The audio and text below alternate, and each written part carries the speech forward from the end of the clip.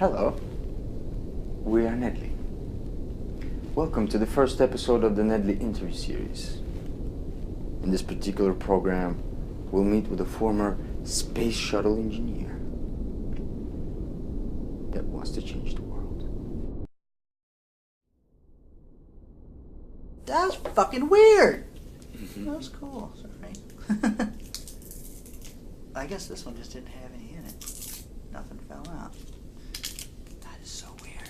I like it. I've never seen sugar fizzle in my... That should be in NASA. You know, I heard a funny story about the space race between the Russians and Americans. And somebody gave, or the government gave NASA a big budget to create a pen to write in space. Yeah. And they did, and they created that pen. They invented the ink and blah, blah, blah, and spent a lot of money. And then they called the Russian, and they said, you know, we just use a pencil. Yep, they use a pencil. Is it true? I don't know if it's true, but that is a common story. That, you know, it's really funny.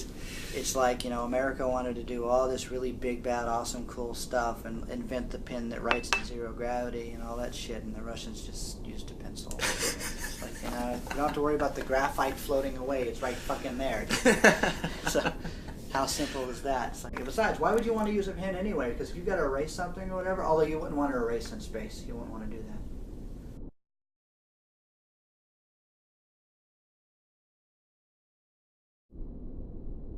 Okay. Yeah, you can. Are you recording? Oh, okay. My name is Douglas Mallette. I'm 35, and I'm currently the CEO of my own company, Cybernated Farm Systems. It started off as a simple, it was going to be just a 3-day trip, really. It was going to be to fly to Sweden, to go up to one of the towns in Sweden and deliver a lecture and then come back home.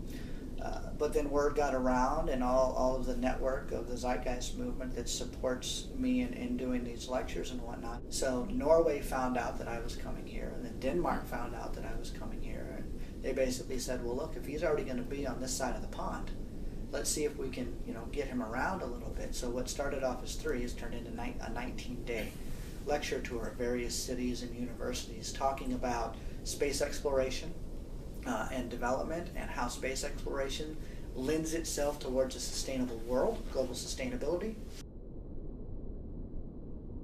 The lecture was put together by Christopher Edlund, and he worked with the local city council of Ovik. Yeah. So it's basically tax money to help get me there, because I was supposed to be brought in. It's a mess, yeah. I'm so disappointed at how this has all turned out. It's partially my fault, but partially not. What happened was a little over a year ago, I said something really stupid on a radio show. I don't care what their ideology is. At some point, people need to die. And if they're that bad, if they're going to destroy a robotic food farming facility that's saving the lives of thousands of children, and they do something to it, they need to be destroyed. No questions, no jury, you're gone, toast. You are a useless waste of skin. In the same way that America was going after the terrorists that attacked our country, you know, taking them out, dealing them that brand of justice. That's the same environment that I grew up in, so that was, at the time, my brand of justice as well. Just wipe them out. If they're that bad and they want to hurt people that much, they don't deserve any kind of jurisprudence and stuff. We're smoking them out. They're running. And now we're going to bring them to justice. I was a bitter person. I don't feel that way now. But that's what I said. A particular reporter named Thomas England started a slander campaign against me, first saying that I'm lying, that I never worked for NASA, which I always tell people I didn't work for NASA, and a whole bunch of other things, insulting my company, insulting me in a very unprofessional way for a journalist. And I've responded and tried to contact a newspaper. I said, this is wrong. One, I can't even defend myself. I'm in the country already. You know, I'm supposed to be going up there. You can call me. You can interview me. I will give you all the information you need. We will get this squared away.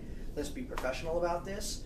and that never happened. And so that has basically influenced the city council, the city, to not support my giving a lecture up there now. All right. What I'm developing are small buildings, about 5,000 square feet, which is 464 square meters roughly, that can produce enough food to feed 1,600 people, 10 Wow. different fruits and vegetables each per that 1,600 people. These are off-the-grid buildings that are solar and wind powered. They collect their own energy, which means they don't need an infrastructure in existence. So I can drop that house in the middle of Sahara, Yeah. and it will produce. It will make food. It's a food factory.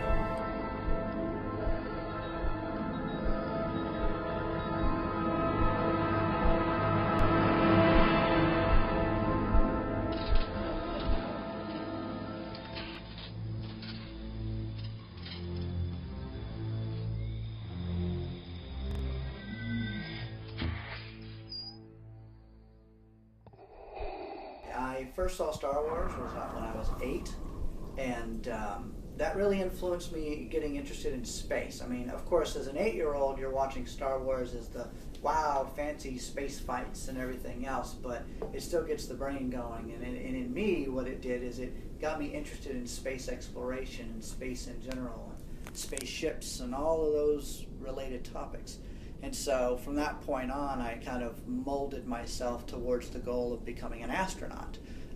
Because obviously I was born in 1976, so I was too young to experience Apollo and the moon landing and all of that stuff. So I didn't have that reference point to push me. My vision disqualified me from being what I wanted to do, but that's what started it.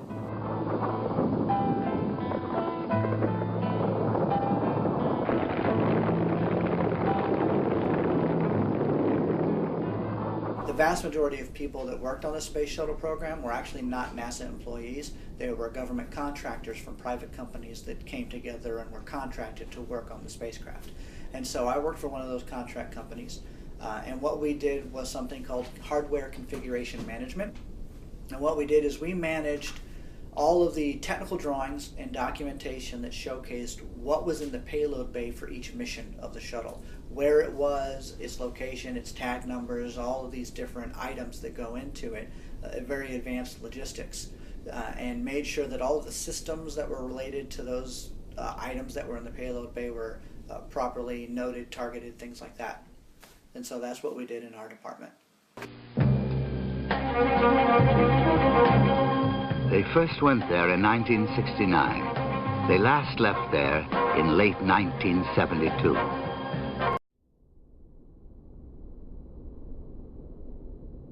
The technology has now gotten better to the point to where we can try and do it ourselves as a commercial enterprise. And so that's what they're trying to do. And they're making baby steps towards allowing John Q. Public, just the average person, to go up into space.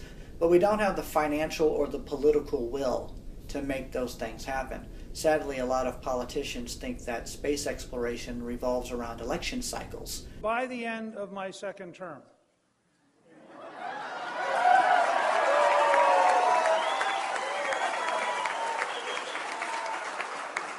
we will have the first permanent base on the moon, and it will be American. And it doesn't. A good, solid space project is going to be 10, 15 years long, if not more, because it's going to be a build-up and a run, and it's going to take time. That politician isn't even going to be in office by that point. The odds are they're not even going to, even if they got reelected, they're still going to be gone. So they can't, stand up and say, I made that happen. And that seems to be all they want these days, is the recognition for accomplishments that they start. And space exploration is too long to do that. When, much to my surprise, a pair of bunny eyes. That's the truth. Moon landing is definitely not fake. And these last points, too accurate for sand people. Only Imperial stormtroopers are so precise. I think they're a waste of time. They're things that are going to be almost impossible to prove, and people should be spending their time trying to solve real problems that make the conspiracy theories irrelevant in the first place.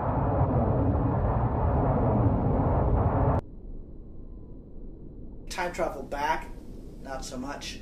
Time travel forward, we haven't done it yet. So how do you go forward in something that isn't done yet? You understand what I'm saying? So I find it difficult to wrap my head around the notion of time travel. I know there's a lot of theories and math that talks about it, and then there's wormholes and things like that. But that goes back to just quantum physics and general relativity, and that is explainable.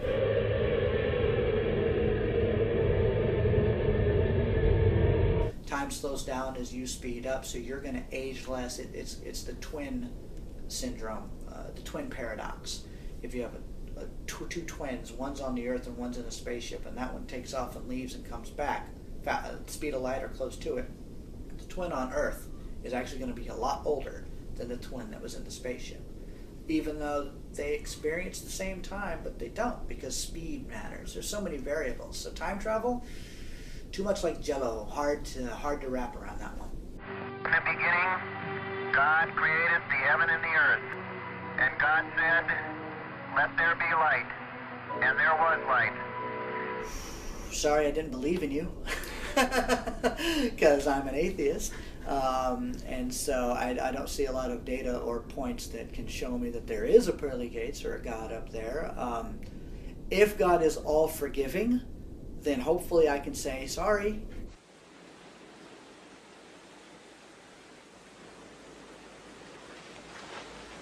I'm very pragmatic in that sense. As far as afterlife, I have no idea, and nobody does. You know, there's stories, people make things up to make themselves feel better. Like, it was very difficult in, I guess, ancient times or whatever, for people to see someone die that they loved, and then they just go in the ground, and that's it. To them, that's kind of finite. That's like, oh, well, that sucks. And so, no. Their soul went up, and it went to a better place, and they're happy, and that makes you, the person who felt the pain, who felt the loss, feel better. So it's kind of selfish a little bit, because it sure isn't helping the person that died. They're still dead. What the fuck is wrong with you people?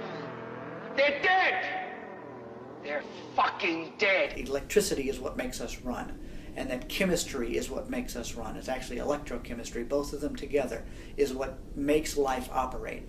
And when we die, that energy is transferred somewhere else. It goes to other creatures. We get changed into, we're basically become plant food. We become animal food. You know, things change, microbial food.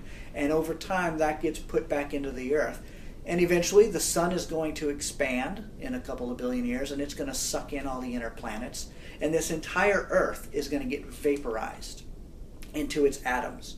So all the atoms that you are now, and that I am, and that he is, and that camera, and everything that's in this room is going to get reduced down to its basic parts once again.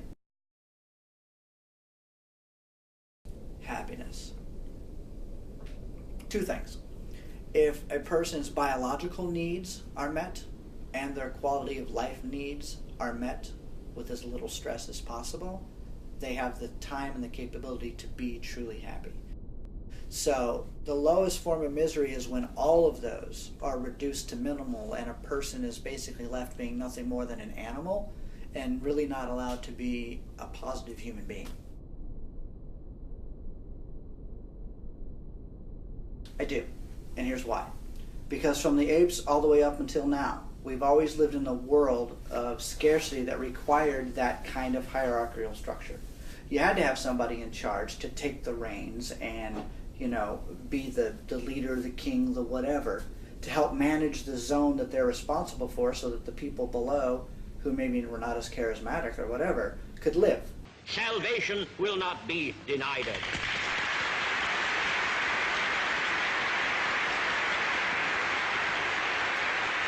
Classes today are pretty much defined by the amount of resources you control or have, right? Yeah. I got a big house, a big car, and all this other stuff, and the fancy clothes. That makes me a higher class than the guy living in a shanty shack, who barely has the way to live. But that's resourced classism.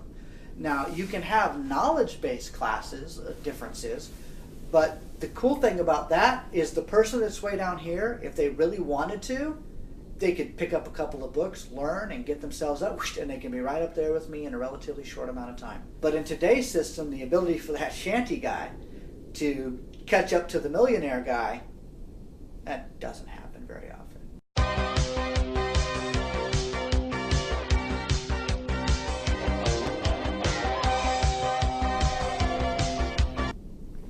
Money is a tool that for a long time was necessary, and it really did serve a legitimate purpose, but now it's a crutch. It's a problem. It represents an old way of thinking about things and an old way of doing things. And the catch with that is that human beings have been subject to that paradigm for so long, several thousand years, that we've needed money to operate, that generation after generation of the same thing, now it seems like nothing else can be different. That's just the way it is. Forgetting that humans have only been around for a very short time relative to the lifespan of the planet or the universe or anything else. Now you have a disconnect between what is real, natural resources, natural planet, how do we react with it, and the proxy. The proxy system of money is a system of exchange for goods and services. You've got faith that this dollar is going to buy me a loaf of bread. Yeah. You hope that it does. And then people can trade on that. It's also a social science to how people behave and react to the ebb and flow of goods and services and the value of that money. And so, but I think what bastardizes it even more is the fact that people can manipulate the value of money by manipulating the goods and services. So if you had a surplus of stuff, whatever that is, oranges or products or whatever, the market value becomes squat because you've got so much of it. But you can do that without a lot of human labor input. And so that's where it really starts to become an issue. We have technologies now that make human labor irrelevant. You don't need to farm the field with a major staff of farmers. You can use one tractor, an automated tractor system that can turn itself on and do that and water everything in one shot. And one farmer now can do hundreds of acres, just one guy. The robot doesn't care about being paid. It doesn't need a break. It'll just keep doing, and it doesn't care what the people do. It doesn't care if a kid is lazy all day playing Xbox, and it doesn't care if a scientist is working hard on a cure for cancer. All it does as a dumb system is crank out product, crank out food. So you get enough of those systems around, food becomes negligible for money. Let's automate and use technology to provide for us as best as we can with limited human labor input so that we can free ourselves from working things that we have to do to get money to buy stuff to live.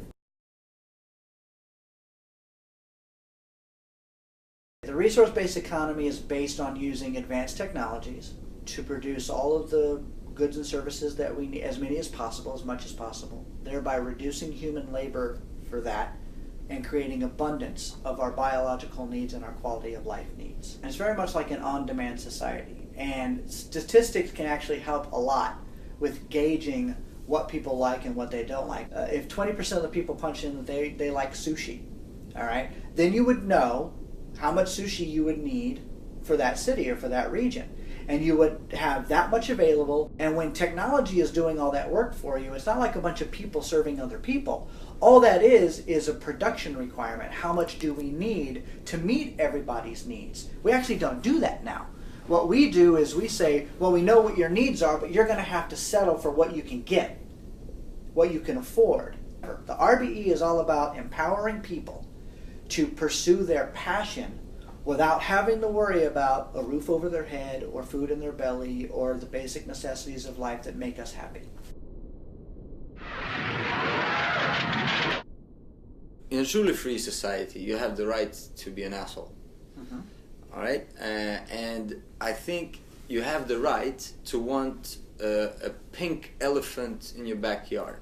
And right now in the current system, you can acquire the amount of money to let you do that.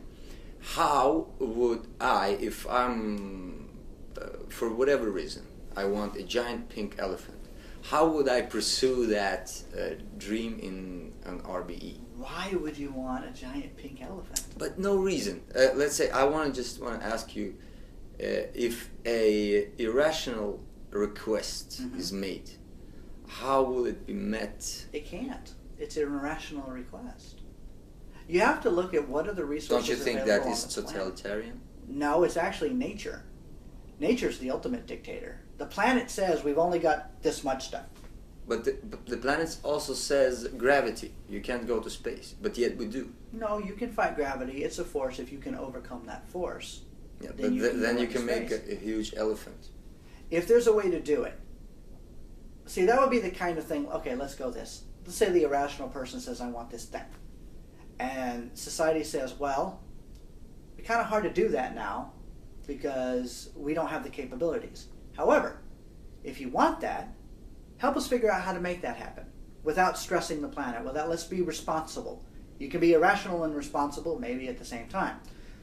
So you want that. Okay, not quite sure why you want that. That value, that's a whole value issue related to education, and people should know better as to how much the planet can handle and what's reasonable and what's not reasonable. There are some things that are just unreasonable, period. But we're taught today that we should respect that you know, that should be, some people should be able to be as irrational as they want. No, because if that was the case, we might as well just blow up this planet now, because if everybody was that irrational all the time, we would wipe this planet out in 2 seconds, we'd ruin our own home, and we'd all starve to death, and the human species would go extinct, and that's the end of the story.